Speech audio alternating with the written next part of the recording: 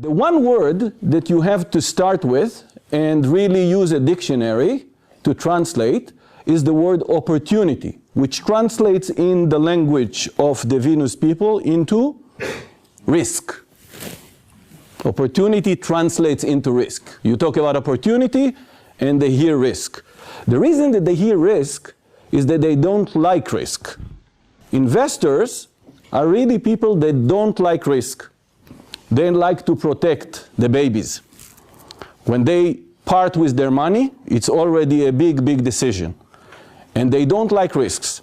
Startups, on the other hand, are actually more about the opportunity ahead. As you can see, the babies are less important, and they look into the horizon. So really, that's a different way of looking at the situation. When you present your company to an investor, you look like this. Investors are extremely well trained to find hidden risks, not only the risks that are there on the surface. By the way, it's their right to do it. You know why? Because they have so many opportunities. If you have money, companies come to you, so you can actually decide to invest in the company where you feel that there is not so much risk. There is no reason to take the risk. What kind of risks are there? In general, the first risk that comes to mind is the market. Is there a market for this product? Talking about the product, will the product work? And then we have another question, which is, okay, assuming that there is a market and there is a product, many companies will want to do it. So competition is the next issue that you need to put into your mind and to transmit in a way that makes sense to the investor. If everything here on that list is not enough, then there is the question of, can you make money? This is a big risk. Many companies today are founded on the concept that the question of how do you make money will be answered by, we'll have so many users that it won't be an issue. Internet companies are like this. This is not a very good answer. And then there is the final risk. Actually, some people say you should start with that risk, but given that you can do very little about it, it's the team. I leave it to the end. The reason that you can do very little about it is because this is the team that you have. These are you. What can you do more than that? So yes, you can do certain things in presenting the team to an investor. I want to take you now into the mind of the Venus people, the investors, and we'll actually go through those risks and understand what is it that they really want to hear from you and how they view what you present to them. But before that, has anybody not seen the movie The Godfather? It's a classic, and it's a movie about the mafia, but there is a fundraising scene in that movie. In that scene, Signor Solozzo, he is an Italian, but he is called the Turk, as if he was from Turkey, and the reason is that he is a drug dealer. And he is coming to the head of the Corleone family, Don Corleone, from the mafia, to raise funds for his new startup. His new startup is an operation of distribution of drugs in New York. So I want to show you what happened in that fundraising meeting. Let's see.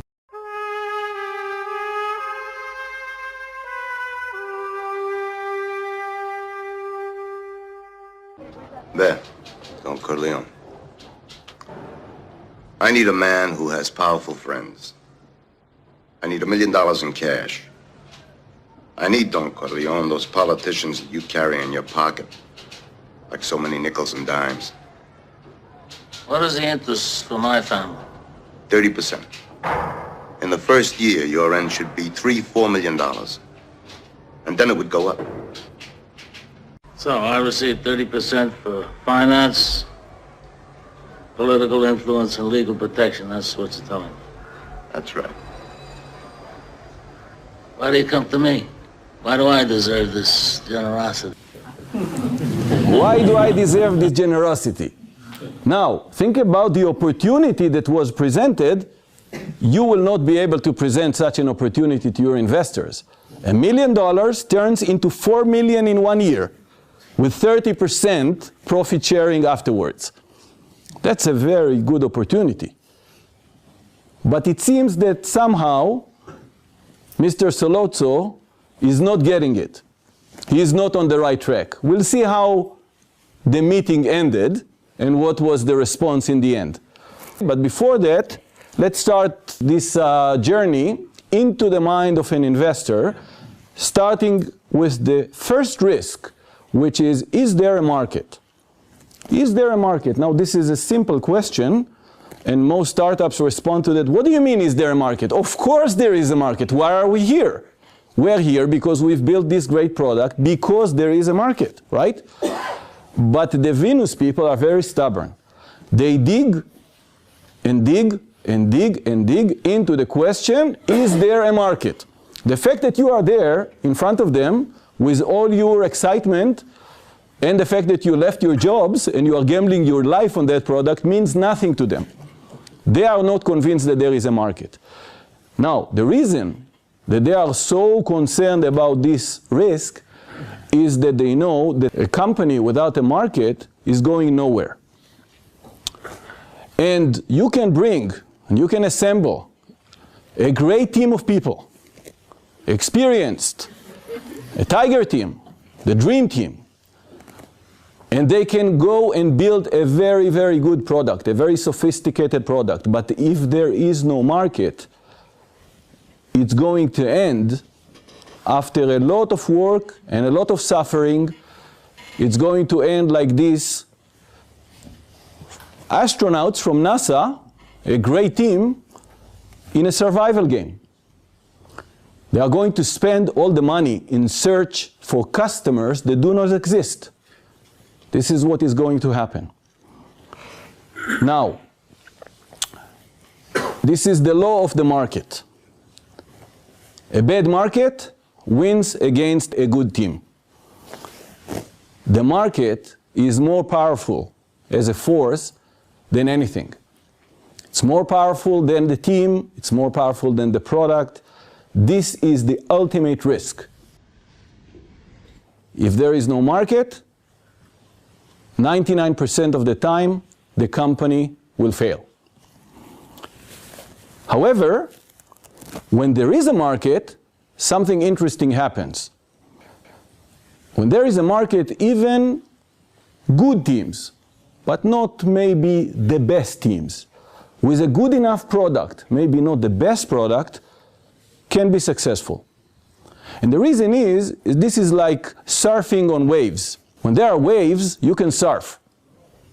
Maybe you are not the best surfer in the world, but you've got a very good chance, occasionally, to give a good show. Good markets are like waves.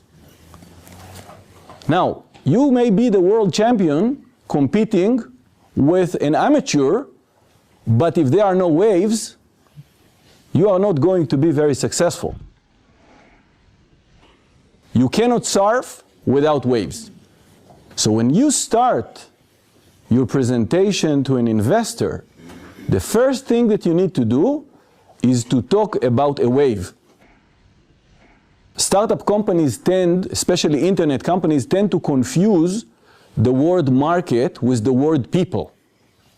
What do you mean, is there a market? Of course there is a market. There are millions of people. And all these people could possibly use our product. The thing is, the word possibly, which translates into a risk of will they buy your product.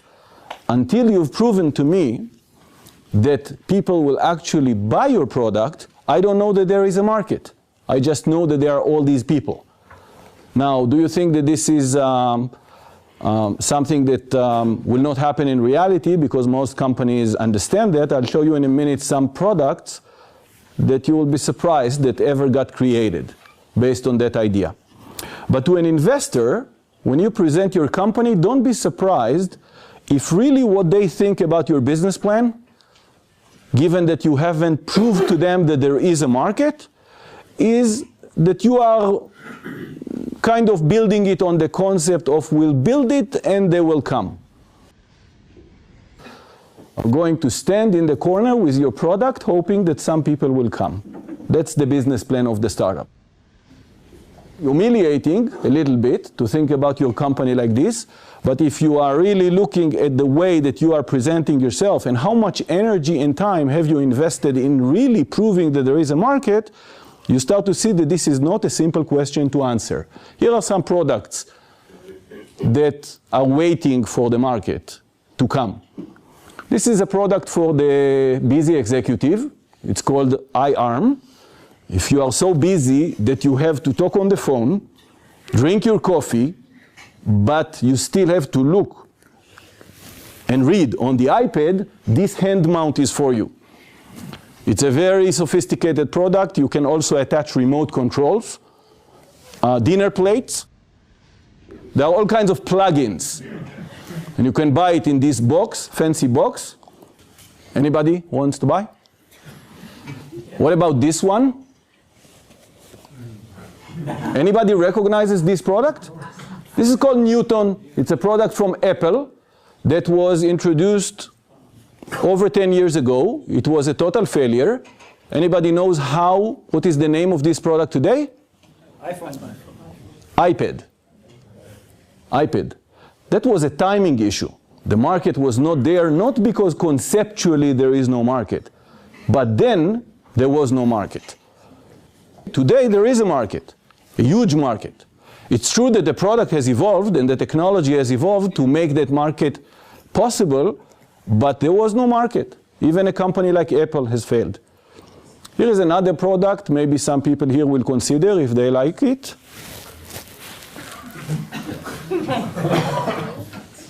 That's a real product. Finally, many companies are actually following that concept of people are going to do it. Why? We don't know. People are going to buy it. Why? Because it's nice, because it's cool, because whatever. This product is called the Pet Rock. You know what is a pet rock? First, it's a pet. Second, it's a stone. It's a stone that connects to your laptop with a USB cable. Now, it's a pet that doesn't require any feeding or caring. A very good pet, by the way. And don't get confused by the USB cable because it doesn't draw any power and it doesn't transmit anything in any direction. The whole idea of Pet Rock is that you put it on your desk, and when people ask you, what is this? You say, it's a pet rock, it's my pet, and then you invent whatever story you want to tell about it. Back in the year 1980 something, this was a major hit. This was a major hit. There were many people that bought this pet rock. Over 1 million pet rocks got sold. Why? Because other people bought them. Now, you can buy today if you want, $9.99. This is the site, Think Geek. So all these products are real products. And as funny as they are, many startups are actually presented stories that are even more absurd and funny than this, because they hide behind sophisticated words. But in the end of the day, they haven't proved that there is a market. So sometimes, yes, you can create a market with your product. If you come with the ring that makes people invisible, I think that there will be a market. I don't know what market it will look like, but there will be a market. Very few companies can create a market. It's very difficult and costly to create a new market, but it can happen. Investors in general are not happy to gamble on a company that will create a new market unless the concept kind of jumps right at you that this is possible, that this could happen, it's the right time, it's the right team. So many things have to click together for this kind of opportunity to be fundable. So, presenting this concept of the product, the next question is, there is a market. What is about the product that investors want to see? Most startups talk about the features of the product. Here are all the things that our product can do. To an investor, coming from a market perspective, really there is only one thing that they want to know about, and this is called product market fit. And some people say this is the only thing that matters. What is the concept of product market fit, and why is it the only thing that matters? Product market fit means that the product that you are developing is exactly what people want. Now, obviously, you haven't developed the whole product yet. And you are talking to an investor with the beginning of a product. So really, the way to present your product is not by way of all the features and functions, which the investor cannot really understand because he is not a user, but it is through the concept of product market fit. Really, this is like two images. One image is what the market wants. The other image is your product as it is today. You have to convince the investor that you understand completely what users want, and what you've built in your product right from the start are exactly those things. You are in the right direction. This is the concept of product market fit. As you are building the product in this way, you are iterating. You are going to change the product, trying to fit the minimal set of functionality that really is what users want. And startups are doing this process which is called pivot. They pivot and change the product. When you speak that language to an investor, here's what we've built because this is what people want, and we know it and we understand it, and our product shows right away our understanding of the market. Think about it for a minute. The product shows your understanding of the market. That's the concept here. Now, it's easy to know if you are there or not, by the way. Before product market fit, life feels like this. Everything seems to be in the wrong direction. Whatever you are trying to convince customers that they should buy, they want something else. When you talk to investors, they are trained to see the fact that you are not in a product market fit, so they don't invest. Your R&D is all over the map, building all kinds of stuff that you are not sure why they are necessary, and you throw them away and you start from scratch. There are actually many people that hope today to start a company and sell it quickly. It's called an exit. Forget about an exit before product market fit. And the reason is that really, with all the great technology that you are building, you haven't proved that there is value to anybody in what you're doing. So this is not going to happen. There are certain markets, by the way, that are now struggling to get to product market fit. These are waves, but they are not there yet. For example, video editing for home users, for amateurs. Everybody can take a video with the iPhone. How many of you can edit the video? There are so many startups today that are trying to address that. It proves very difficult because the requirements of the users are not clear. To make it easy to use and still be able to do video editing is tough. Mobile payment. For 10 years, we hear about the possibility of paying with the mobile phone. Still not happening. Everything with the word artificial intelligence, I tend to suspect as having a product market fit problem. Virtual secretary. It seems like everybody wants to get rid of the secretaries, to let them go. We don't need you. But so far, very, very little success. Because to define really what the software should do that will replace a secretary kind of gets you to the understanding that maybe a secretary is not so easy to replace. Maybe what they do is important after all. And finally, everything that is too complex to be successful is replacing multiple products by one product with more buttons. Every time that you try to do something like this, it doesn't work well. It takes a lot of time to find the solution. Now, after product market fit, it's very easy to tell that you are there. All of a sudden, it's like you don't call on the customers, they call on you. everybody seems to respond immediately when you got the right thing. So that's the concept of product market fit. Now let's say that you got to product market fit, or you are on the way to product market fit, or you can at least present to an investor with those two mental images what your product is today, what the market wants, and why you are really up to something that the market wants. What is the next risk that will come to mind for the investor? If this is so great, you are in a market with a wave, you are close to product market fit, competition. Many other companies will want to do the same thing. So why are you so much different from all the others? Is that you? Tell me how you are different in a way that matters. Being different is easy. You can wear a red shirt and the other guy is blue. This doesn't matter to anybody.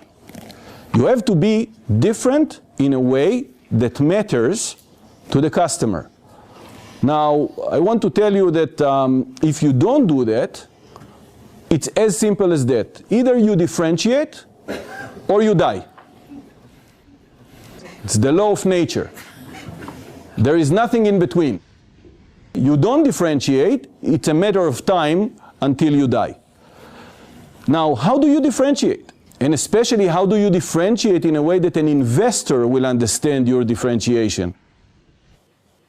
Now, investors don't understand all the features and functions of the product, and they don't know possibly everything about the need of the user. So how do you differentiate? Let's see how not to do it. Not like this. Pony for sale looks like a small horse. That's not to differentiate. You will be surprised how many startups eventually, in the end of the day, after taking off all the nice buzzwords on their website, this is what remains. Now, most companies, though, are much more sophisticated than that. And they differentiate with features. Differentiating with features looks like this. You list all the features of your product, and you list on the other side all the features of the competition. In this case, we are seeing two backup products. One of them is from a company called Genie. The other one is from a company called Symantec. Symantec, for those of you that don't know, is one of the largest software companies in the world. And they do a lot of security software, backup software, enterprise software in general. So look at this. There are so many features here. Some of them we have and the other guys, the big guys, don't have. For example, even though they have incremental backup, we have backup versions and they don't. And we have restore on different machines. Could be very important sometime. And power saver mode and movie mode, turbo mode, and we even have a backup slider that allows us to go back in time. Slider to go back in time. To a customer in the market in general, and particularly to an investor, really that situation translates into this. What you are saying really is this. We are here, the other guy is there. You see those sandals? He is barefooted. You see the armor that we have? He doesn't even have a shirt, not to speak about the helmet. This is why we're going to win. That's not going to work. It doesn't sound right. You are a small company competing against the big guys, and you are explaining with that feature and this little thing and that small thing, you are going to win. In order to differentiate yourself, you have to actually transform the dialogue into something else. Something that is not features, but is on a whole new level. This is called differentiating with an idea. You want to actually plant, right from the start, an idea that you own, and you plant it in the mind of the customer or the investor, in that case, that differentiates you. That idea has to actually do a magic. And it's not actually easy to find that idea. A differentiating idea is difficult to find. But what it does, it creates a kind of a déjà vu. in the mind of the investor that reminds him or her of other good things that people invested in and were successful around that concept. You can use an analogy to something else that was successful. You can say we are like this company, but for that market. We are like this company in this market, but with a different approach. The word different approach, different idea, different concept is what differentiates you more than a specific feature. Okay? Differentiating with an idea. Now, I've done something like this several times in my career, and I actually believe that this is the best way to differentiate yourself. In my previous company, I invented a concept, an idea around the technology, and called it a black box flight recorder for software applications. You know the black box on the airplane that records the flight? When there is a problem could be a crash, but you'll be surprised, they investigate the black box after each and every flight, not only for big crashes, and then they can see what happened. So we come up with the idea of a black box for software applications that could reside, for example, on the servers of Citibank.com or Amazon.com. When all the users execute transactions and something fails, then you can actually play back in the black box to see what happened and solve the problem. That was a differentiating idea. It was a different approach. There were so many other big companies that were doing monitoring. Monitoring means detecting that there are problems by monitoring the network, monitoring the server, monitoring the applications. But we recorded the applications. So our technology was actually also derived from that idea of recording. And we had the black box as something that everybody could relate to. That idea by itself created something out of nothing that I wouldn't hope for in a million years. Somehow, a reporter of CNN heard about it and called me and said, we want to present it in our 9 p.m. show about technology breakthroughs in the world. So I was invited to speak about the black box of the internet in prime time. The day after, the phones didn't stop ringing. How much is a black box? We didn't even have the product yet. We didn't get to product market fit, but we had an idea that differentiated us, and all the investors wanted to invest. So, next one. How are you going to make money? There are so many ways to explain how you are going to make money, and what I've seen is most startups use a great product to explain how they make money. What is the product? It's called Excel. Excel is the answer to how we will make money. It shows our projection for the revenues, 5 years, 100 million, and the more sophisticated guys actually put a budget in place. A budget is another magic word. It shows all the people that we are going to hire. Now, to an investor, this is again not a good way to present yourself. And the reason is that investors think in very simple terms. They don't understand all the numbers. You need an idea. Again, you need an idea. That idea that you are after is a money machine. You want to show to an investor a money machine, a machine that prints money. What does it mean, a machine that prints money in a startup business? You are not printing money. But you want to take the understanding of the market and the understanding of the product to another level. You want to wrap around your product a transaction. A transaction means how we are going to find customers, how much it costs us to acquire a customer, who is involved in acquiring customers, how many people are working in that particular transaction. The lead comes from one guy in marketing, then goes to the sales guy. Maybe there is a sales guy on the phone. Maybe there is another one that is selling direct. You have to understand all the different elements of one sale, one transaction. And you dig very deep into that to understand what operation you require around one transaction. And then you go and you present your company as a company that prints money by duplicating, by repeating that transaction again and again and again. Great companies are very simple companies. They have a transaction that they repeat. As they repeat it, they make money. Not with one transaction, because you also have to pay for R&D and for administration and operations, but as the number of transactions grows, then you start to see the profit.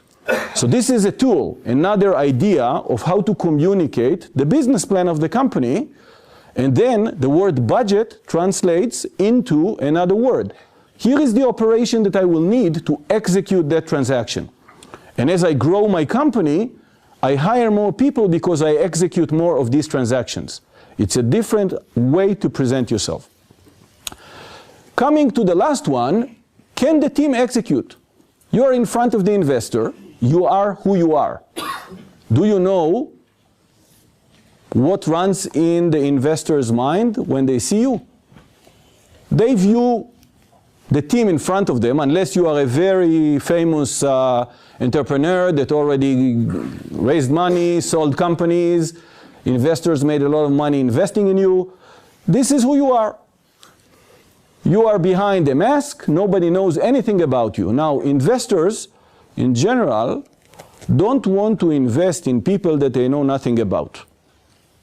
Okay, it's a simple concept, but they don't like to invest in people they don't know nothing about. So most companies present the team in the beginning of a meeting, wasting sometimes up to 20 minutes on that and still doing the wrong thing. They present themselves by going through the history of work of the people. Presenting yourself by naming the companies where you worked before. I worked for 7 years at Intel, I did that. Then I worked for Microsoft, then I did that. Then I worked for Google, then I did that. And the idea is that by listing all those successful companies, I'm creating, in their mind, the idea that I am going to be very successful because I worked for all these successful companies. But guess what? Investors don't want to invest in people that happen to be in great places and in great companies that were successful. They want to invest in people that can create great companies and make great things happen. So you need to change the way that you are presenting yourself to a different concept.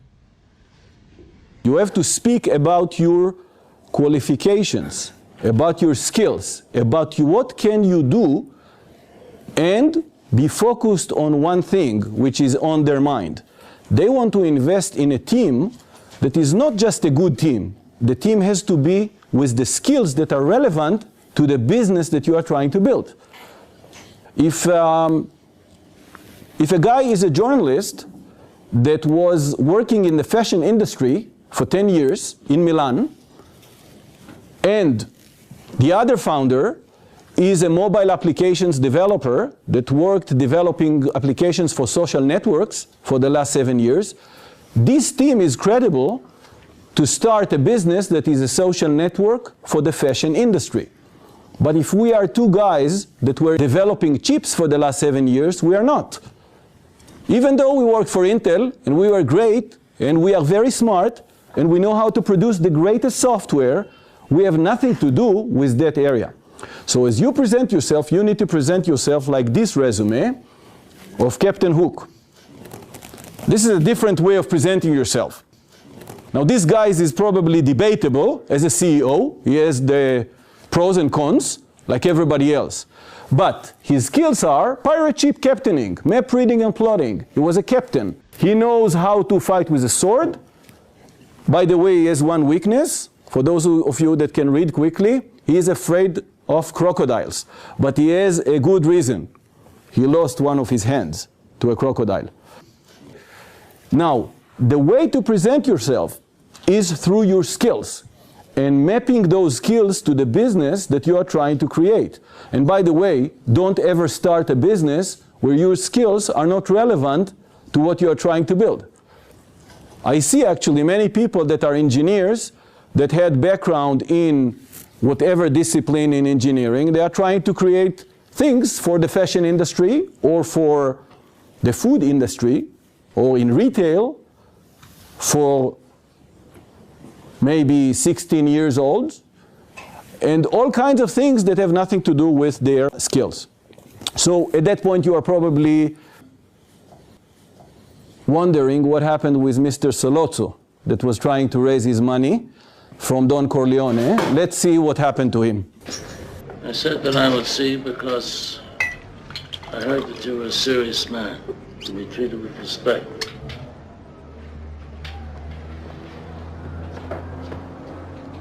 But I must say no to you, and I'll give you my reasons. It's true, I have a lot of friends in politics, but they wouldn't be friendly very long if they knew my business was drugs instead of gambling, which they regard as a harmless vice, but drugs is a dirty business. Oh, Don Corleone. It doesn't make any difference to me what a man does for a living, you understand? But your business is a little dangerous. So not some I know is final, and I wish to congratulate you on your new business. I know you do very well, and good luck to you. I know you'll do very well, and good luck to you. Now, Mr. Sollozzo actually came very well prepared to that meeting. Is there a market? There is a huge market. Drugs is a huge market. Product market fit? He had the product. How to make money? It's a money printing machine. Does he have any competition? Yes, he had, but he was the big guy. And he had a lot of experience and a lot of connections and a lot of distribution power. And finally, the team. The guy is extremely skilled, as Don Corleone said himself, right? He said, I heard that you are a serious man to be treated with respect.